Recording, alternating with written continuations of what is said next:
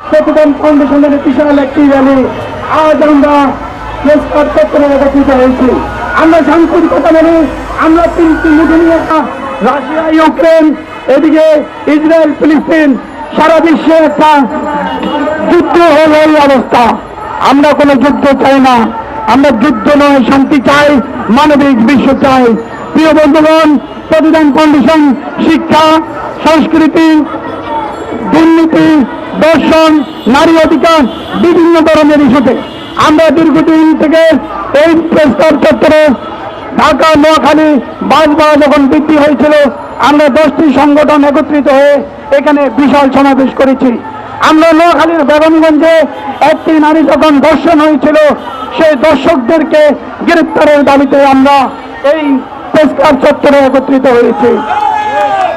আমরা নোয়াখালীর ঘুষখালিতা নামক একটি গ্রামে একটি লোককে নির্মমভাবে হত্যা করেছিল, সেই হত্যার প্রতিবাদে এবং আসামিদের গ্রেপ্তারের জন্য আমরা এই প্রেসক্লাব চত্বরে একত্রিত হয়েছি। আজ 1 মে সারা বিশ্বের শ্রমিকরা নির্মমভাবে নির্যাতিত। তারা তাদের অধিকার পাচ্ছে না, তারা তাদের মজুরি পাচ্ছে না, তারা তাদের শ্রম দামের মূল্যায়ন পাচ্ছে না। তাই আজ আমরা একটি স্লোগানে একত্রিত হয়েছি, মালিক শ্রমিককে বাই বাই, মালিক শ্রমিককে বাই বাই। প্রতিদান ফাউন্ডেশন বড় বড় বিভিন্ন ধরনের সামাজিক, শিক্ষা, রাষ্ট্রীয় ক্ষেত্রে বিশাল ভূমিকা পালন করে থাকে। 5ই আগস্ট যেই এদেশের সরকার পতন হয়েছিল, সেই সময় প্রতিদান ফাউন্ডেশন সমন্বয়কদের সাথে ভূমিকা পালন করেছে। প্রতিদান ফাউন্ডেশন এই দেশে একটি দুর্নীতিমুক্ত বাংলাদেশ গড়তে চায়। দুর্নীতিমুক্ত বাংলাদেশ, দুর্নীতিমুক্ত বাংলাদেশ।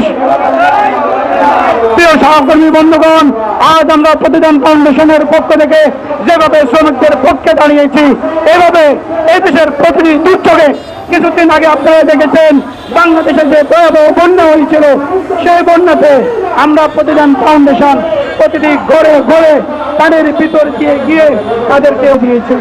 আমরা এই প্রতিদান ফাউন্ডেশনের সদস্যরা বলছেন মালিক শ্রমিক ভাই ভাই সমস্যা মোকাবেলার চেষ্টা করি, যে কোনো ধরনের আমরা ঐক্যবদ্ধভাবে সুন্দর স্লোগান। পুরান ঢাকার চুড়িয়াখাতে আমাদের প্রধান কার্যালয় রয়েছে।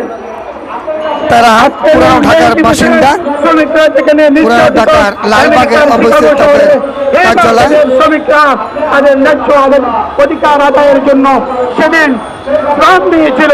সেই থেকে 1 মেতে আন্তর্জাতিক শ্রমিক দিবস হিসাবে পালন করা হয়। আমাদের দেশের শ্রমিকরাও আজ বিভিন্নভাবে নির্যাতিত, তারা তাদের অধিকার বঞ্চিত।